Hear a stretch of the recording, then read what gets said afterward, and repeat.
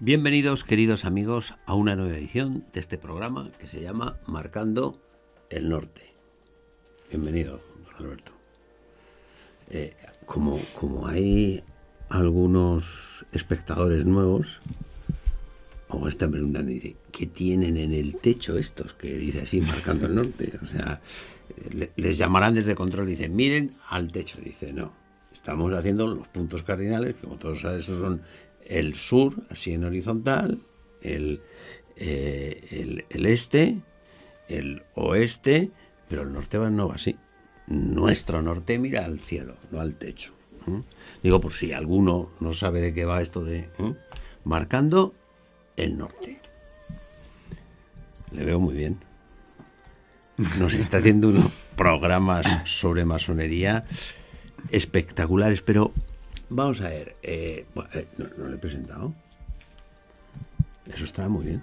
Me acuerdo una vez un profesor de universidad, ya sabes, estos dichos. Tenía un hermano que se dedicaba a la cosa esta del fútbol y además en un equipo bueno, y le presentaron al profesor de universidad y dijeron, don fulanito de tal, que no necesita presentación. Y dijo, sí, presénteme usted, el que no lo necesita es mi hermano, pero yo sí. Bueno, don Alberto, entre muchos no lo necesita, pero por educación hay que hacerlo. Don Alberto Bárcena es el profesor de la Universidad San Pablo CEU San Pablo, que tanto da, y experto en masonería. Ha publicado un libro que se titula Iglesia y Masonería, las dos ciudades, de la editorial San Román, y estamos viendo muchas cosas. A mí me llamó mucho, no le quise lanzar la pregunta el último día porque estábamos al final del programa y digo, bueno, se la lanzo al siguiente. Porque claro, la masonería es el enemigo de las almas, eso lo decía en una encíclica, pero decía usted, de los estados y de las almas, y eso sí me llamó la atención. ¿Por qué es la masonería enemiga de los estados? ¿O en qué ha demostrado que es enemiga de los estados? Bueno, como secta secreta y con una capacidad conspiratoria demostradísima, han sido quinta columna que introdujo Inglaterra. Inglaterra se valió de la secta masónica en el siglo XVIII ya con una eficacia enorme, concretamente aquí en España, para acabar, por ejemplo, con el confesor real, el padre Rábago, que era la mano derecha del rey Fernando VI, y le aconsejaba muy en contra de las estrategias inglesas y de la masonería. De hecho, España en ese momento se constituye como el centro de la lucha antimasónica, el papado y España, y es en parte por el padre Rábago. Ya se ocupó el embajador inglés Benjamin King en acabar con él.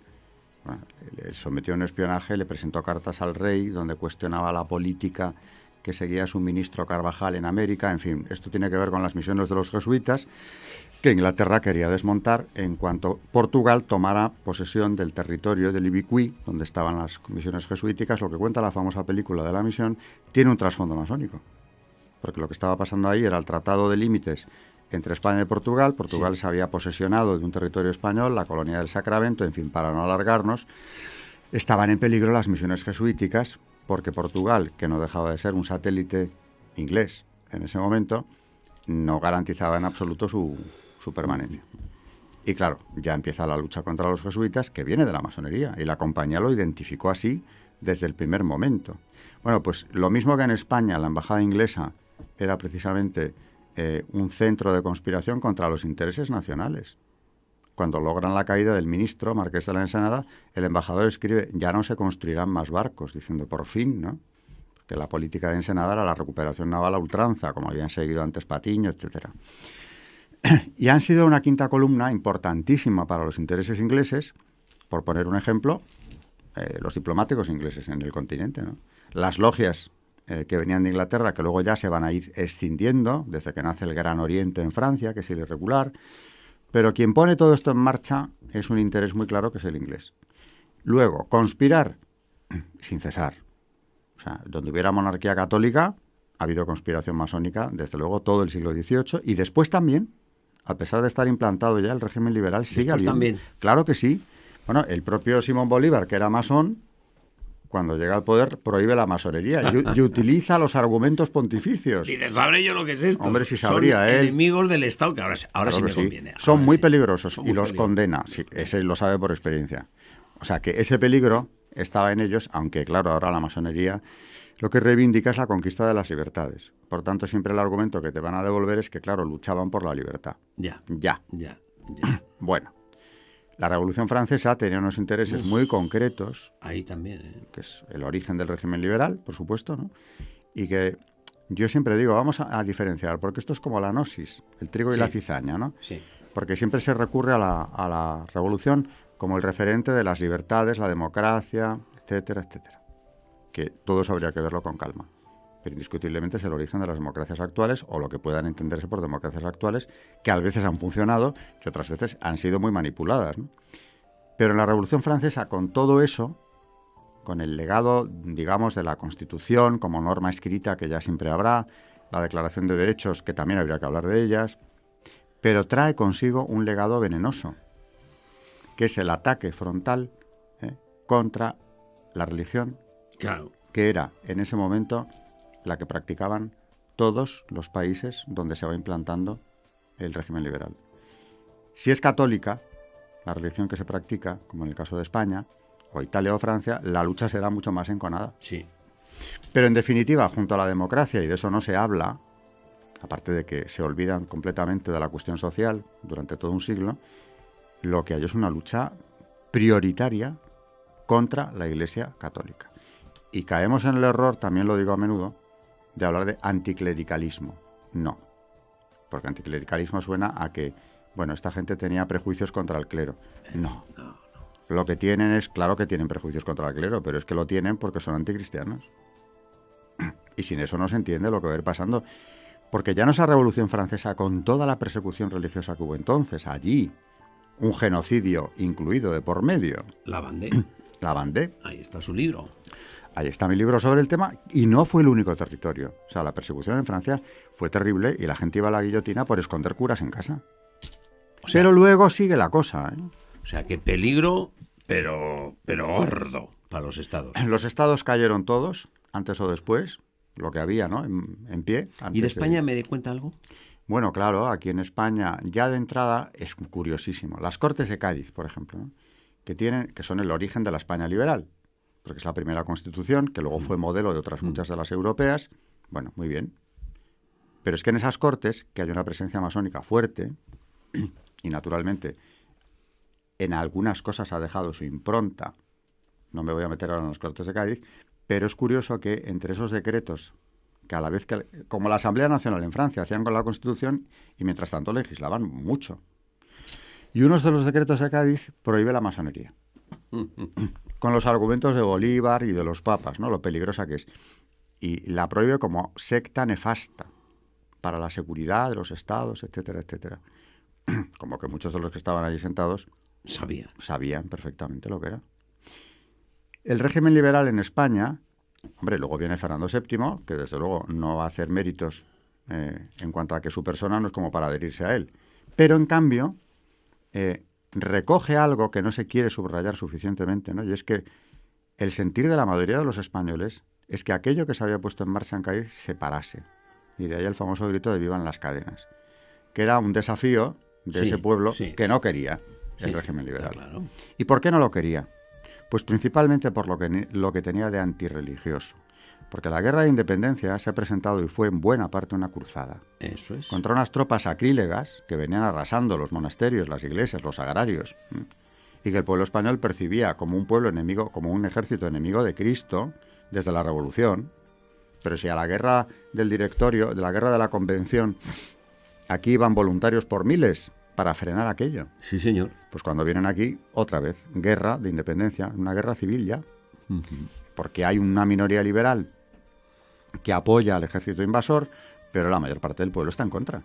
Y aquí, cuando el régimen liberal trata de establecerse o lo consigue, como es en el trienio liberal, reinando Fernando VII, entre 1820 y 23, lo primero que desencadenan es una persecución religiosa. Sí, señor. Vuelven a expulsar a la Compañía de Jesús, así de pronto. Ya empieza una primera desamortización Empiezan a cerrar monasterios. Muy importante, que quedó a medias porque aquello duró poco, ¿no? Claro. Fusilan al obispo de Vic, Monseñor Strauss, por realista, pero con él fusilan, y esos están más desconocidos, a varios sacerdotes que habían cogido presos el ejército de Espocimina, de Mina al Mozo. Fue su lugarteniente, concretamente, quien ordena la ejecución de estos. Y aquello acaba en guerra civil, con un trasfondo religioso muy claro. ¿Quién mandaba en España en el trienio? La masonería. Nada más que ver quién es griego. Anilleros. Anilleros, comuneros. Lo que decían masones, los papas. Me da igual la denominación. Y carbonarios. Carbonarios. Estaban todas las divisas aquí metidas. Repiten las condenas pontificias múltiples veces que no hay que hacer distinciones, que todos obedecen a una misma estrategia y parten de un mismo núcleo. Lo dicen muchas veces. Se reorganiza el Gran Oriente de España. Y bueno, llegan a poner al frente a Riego, que es el que ha dado el golpe, el pronunciamiento de Riego, claro, en las cabezas de San Juan, claro, que suponen la pérdida de América, por cierto, y la instauración del régimen liberal. Y aquello acaba en una persecución religiosa clarísima, en una guerra civil, que es una más de las guerras civiles del siglo XIX español, hasta que vienen los 100.000 hijos de San Luis. ¿Y qué ocurre? Que se llaman de San Luis porque entonces gobernaban otra vez Francia los Borbones y apelan al antepasado común de la familia, San Luis. Luego es un ejército, naturalmente, religioso, conservador, que apela al sentimiento religioso de los españoles que vienen a ocupar. Y para sorpresa de los liberales, estos son recibidos con vítores en Zaragoza, la ciudad mártir de los sitios, ¿no? Oiga, y estamos acostumbrados a relacionar masonería y Revolución Francesa, pero el siglo XIX está cruzado de revoluciones. 3 ciclos tenemos. ¿Hay ahí conexión también en estas revoluciones? En todas, absolutamente en todas. 1820 es el primer ciclo revolucionario que parte de España y se va extendiendo por Europa. Bueno, pues el trienio, como digo, es un momento clarísimo de poder masónico donde todos... Eso se prepararon 2 logias de Cádiz, vamos. Sí. Taller sublime, ¿no? Exactamente.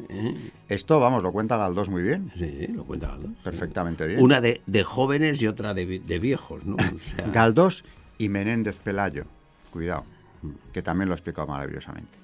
Y empieza una trayectoria que, curiosamente, aunque esto siempre se suele minimizar, es una trayectoria de persecución religiosa. A la muerte de Fernando VII, ¿qué viene? En 1833 empieza la guerra carlista y debajo de la guerra carlista aquí se produce una revolución liberal dirigida por la masonería que por eso mismo tiene un tinte tan anticatólico y tan de persecución. El rey muere en el 33 y el 34 se producen en Madrid las matanzas de frailes, que no hay quien explique, a no ser que ya el propio jefe de gobierno de entonces, Martínez de la Rosa, masón del grado 33, poco antes de morir lo reconoce por escrito.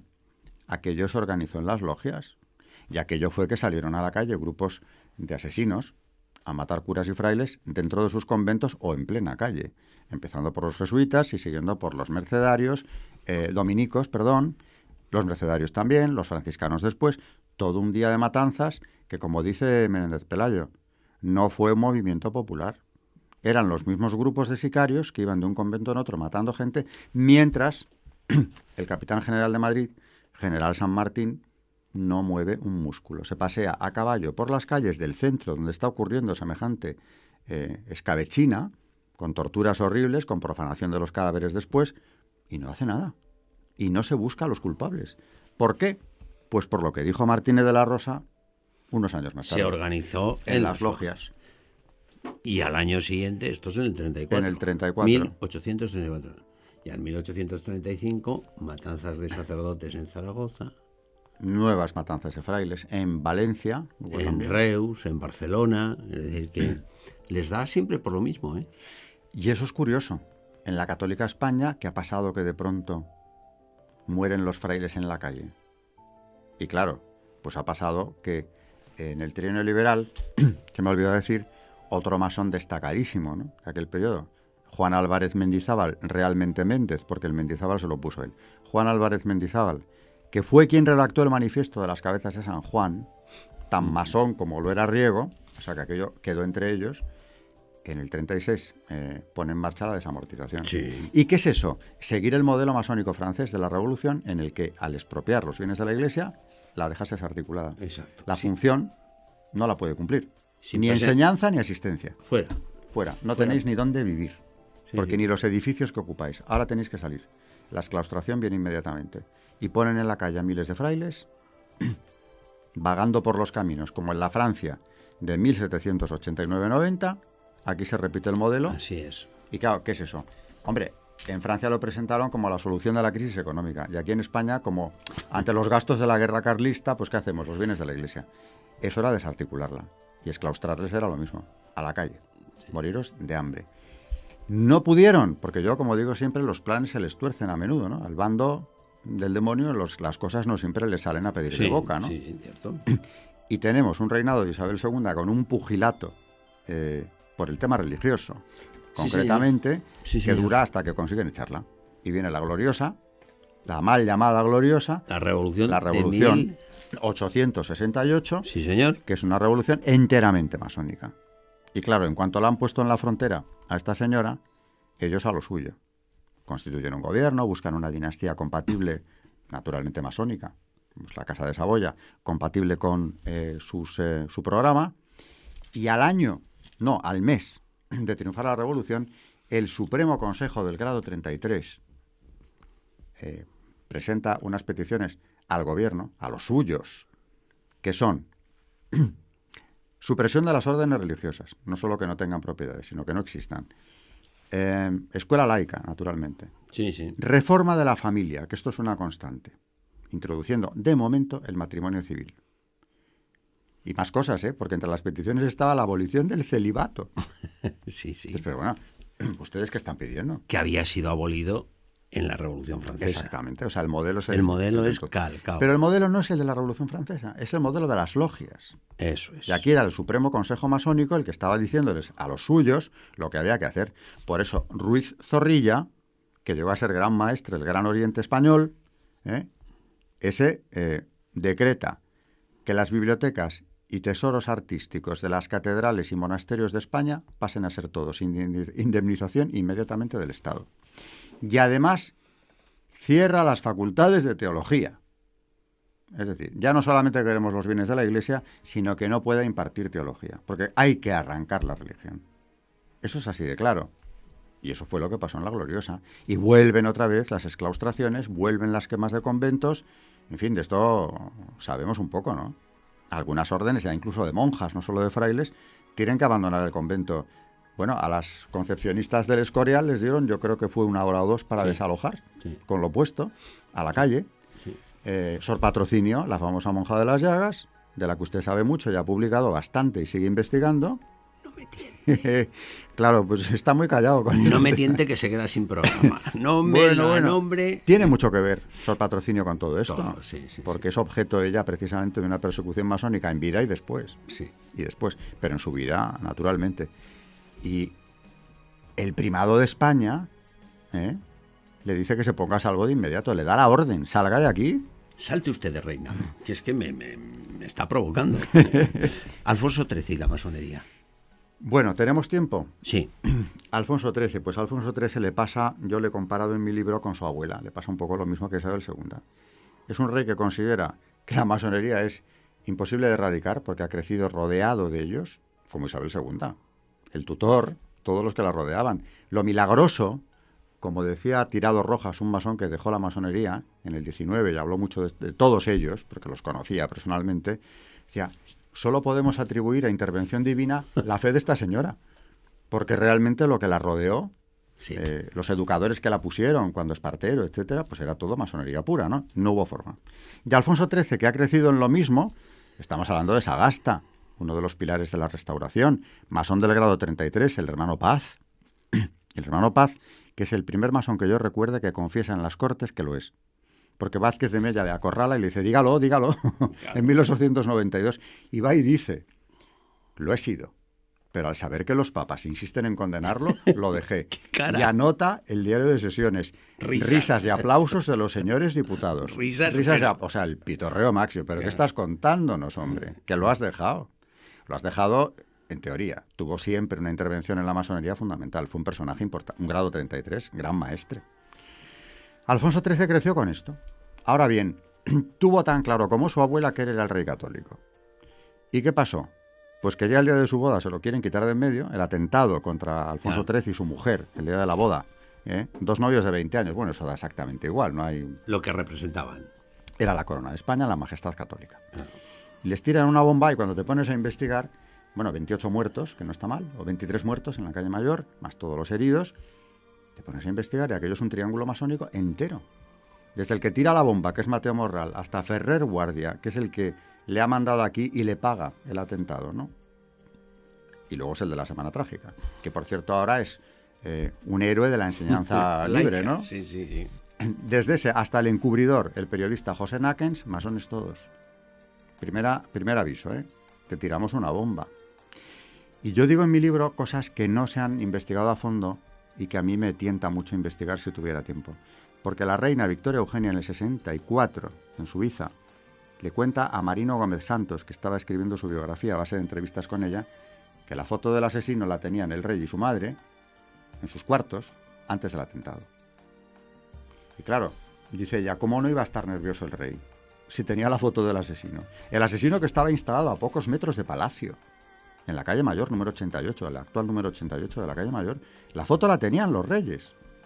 ¿Quién se la hizo llegar? Es evidente que hay una trama, aparte de que no voy a empezar a dar nombres, pero desde el presidente de gobierno, señor Moret, que era otro grado 33, hasta un buen número de autoridades que tenían la responsabilidad de la seguridad de los reyes, masones. Qué casualidad, que unos masones estén tirándole bombas para matarle y otros estén en el poder. Ahí hay una trama verdaderamente curiosa.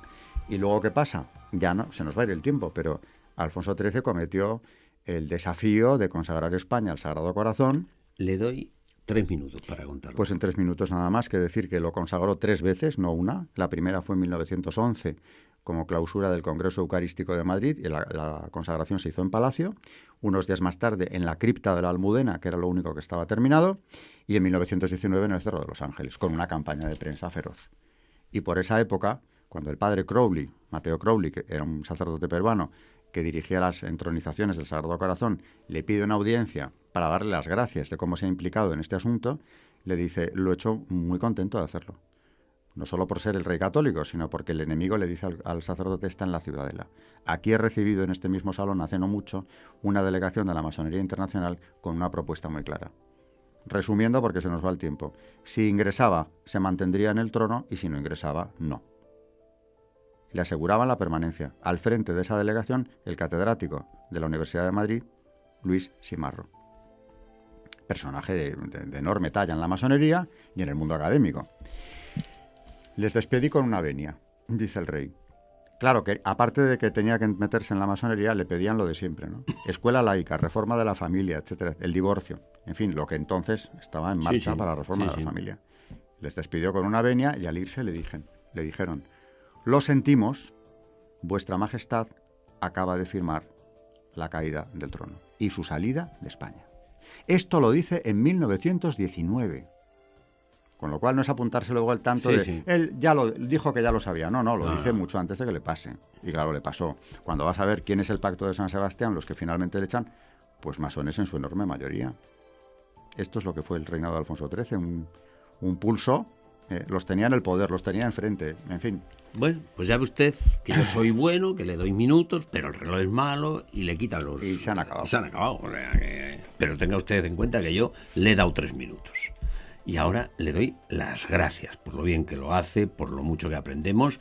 Y a ustedes también, queridos amigos, muchas gracias por haber acompañado, por habernos acompañado durante este espacio, durante esta edición de este programa que nosotros, a cambio de correspondiendo a este interés que ustedes tienen, nos vamos a poner a trabajar para ofrecerle dentro de pocos días una nueva edición de este programa que se llama Marcando el Norte.